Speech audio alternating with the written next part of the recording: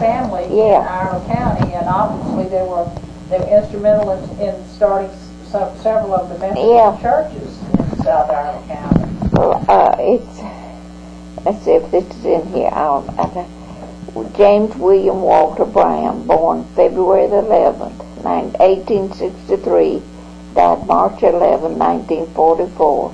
Married Minnie Roberta Troutman, born October the 2nd, 1869, died October the 1st, 1955. And their first child was Walter Davidson Brown, born May 11, 1890, married Chauncey Lou Duckworth, born March 11, 1891, died September the 10th, 1963, married April 16, 1910. Of this marriage, Harry Davidson Brown, born March 23, 1911, died August 10, 1978, married Sarah D.C. Hager, born May 7, 1913, married July the 4th, 1941. Oh, Lord, I remember. Harry Davidson Brown, born July the 31st, 1947. You've already given us that. Excuse me, I'm sorry, go ahead. I thought you already did that. Harry Davidson Brown. Married Doris Cornelius, born December the 1st, 1946. Christopher David Brown, born August 5th, 1969, and married Deborah Elaine Brown, born August 17th, 1971. James Kenneth Brown, born November 6th, 1913, died February 27th, 1987. Married Ruth Marguerite Nesbitt, born September 19th, 1914, died April 27th, 1993. Married June 27th, 1942, and they had no children. And then Laura Brown, March 11th, 1916, married James Edward Cashion, born May 31st, 1918, married October 11th, 1941. And that's James Edward Cashion Jr., born March 11th, 1945, married Florence Elizabeth Woolman, born February 27th, 1948, married December the 20th, 1970. Laura Elizabeth Cashion, born June 7th, 1974. James Edward Cashion, III, born September 13, 1977. Married Catherine Cashion, born October the 1st, 1981. And Julie Lynette Cashion, born July the 27th, 1984. Now, I haven't got all that together. Robert Nesbitt Cashion, born February 26, 1947, married Susan Hunt, born June 5th, 1955, married on May 24th, 1980, divorced, and he married Robin Redmond November the 14th, 1992, born July the 23rd, 1959, and they have one child, Erica Ryan Cashion, June 28th, 1994. Okay, so that's your family. That's yours. Yeah. Your two brothers, and you, and your two sons, and all your grandchildren. Well, that's a wonderful synopsis. That's a wonderful history that you have there in the Brown family. Show us the picture of the house that's on the back. All the way on the back. Oh, that's the home place. Yes. It's up on the corner. It was up on the corner of Main Street and Academy, but it was moved back. Main Street in Iredell. Yeah, and it was moved back toward. Is that Moore Avenue down by South School? I mean, that's the way that was Center Street. Yeah, well, it was moved back on that corner. I don't know, they built a dry cleaning something. I don't know what's on there now. Well, whatever they did, but they moved the house back there. And I don't know where it is. I don't know whether it's still there or...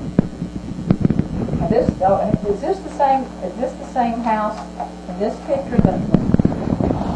Stop. Okay, Minnie Laura, you have another picture there of the house that was in the Tribune. Would you... The end of a castle of another era.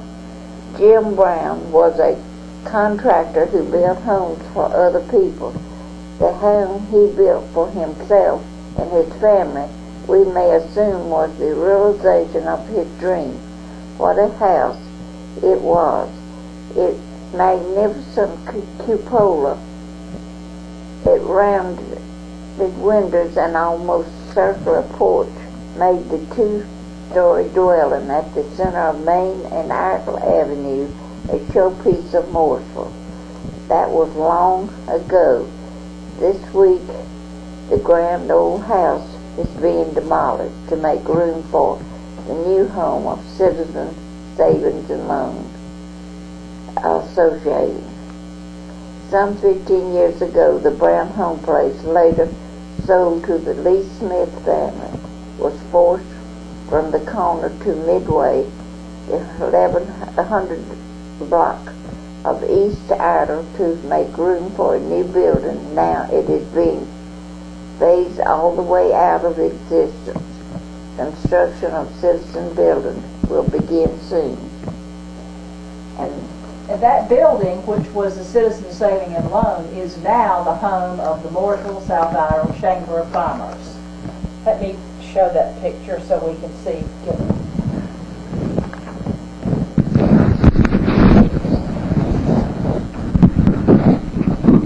Well, tell you the truth, Ann, your mother and her family and mine had a lot of history in the early Mooresville. Most definitely. And your granddad up on the corner, on that curve. Here is the picture of the house that was the home of the Brown family. It stood on the corner of Iredell and Main Street, and then it was moved back down on Moore Avenue, as Minnie Laura said, I was wrong, on Moore Avenue, and was later demolished and became the home of the Citizen Savings and Loan, which is now the home of the Mooresville South Iredell Chamber on Moore Avenue.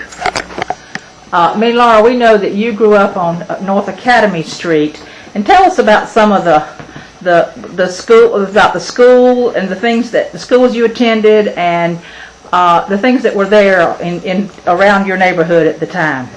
And when we grew up, the high school was across the street from Central Church on Academy, North Academy, and R.T. Brantley lived on the corner of Moore and that Academy, and Methodist Church was on the corner of Center and Academy. Mm-hmm. And I know Paulette Mary Shove taught school there, and our dog would follow Mary to the side door of the school, and she'd say, "Now go home, Smokey," and he'd turn around and go. That is the truth. And you went to South School? I went to South School. I had to go to Parkview for 1 year, or no, in the 7th or 8th grade. I don't know what they sent us up there. Was that when the school burned? Maybe that was it. Mm-hmm. I know we had to change and go up there. Mm-hmm. Do you remember the names of any of your teachers? You mentioned that Miss Shove taught at the high school. Can you think of any of the other teachers that you might have had? To say my name. Well, we know that you're going to be 90 on Saturday, so we can forgive you for not remembering all that long ago information.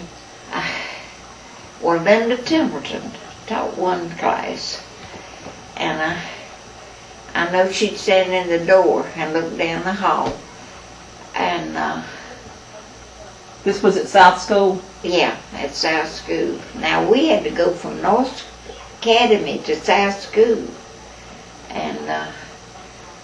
And South School was located on Center Street, yeah, beside where the old Baptist church is, where the Baptist church is. it was Center Church. And, it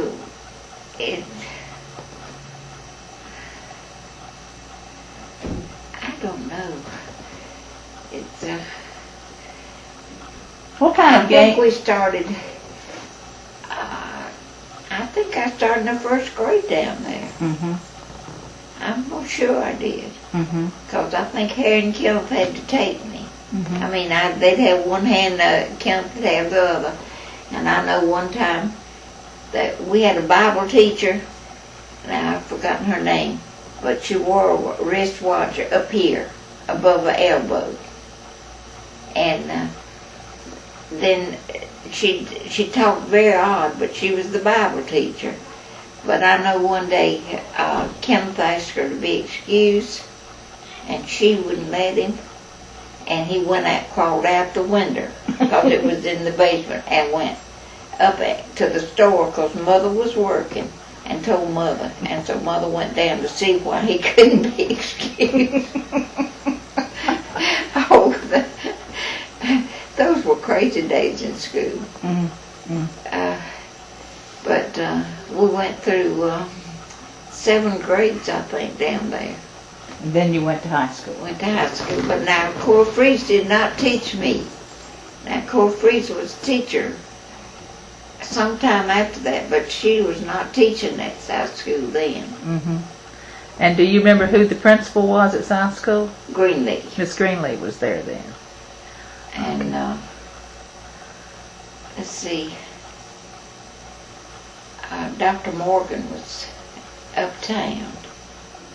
Had his office over the one of the buildings. I don't remember. I think it's Miss Dr. Brown's store or something. Mm-hmm. But his office was up there. And,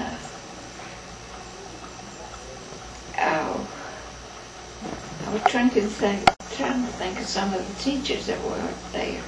I'm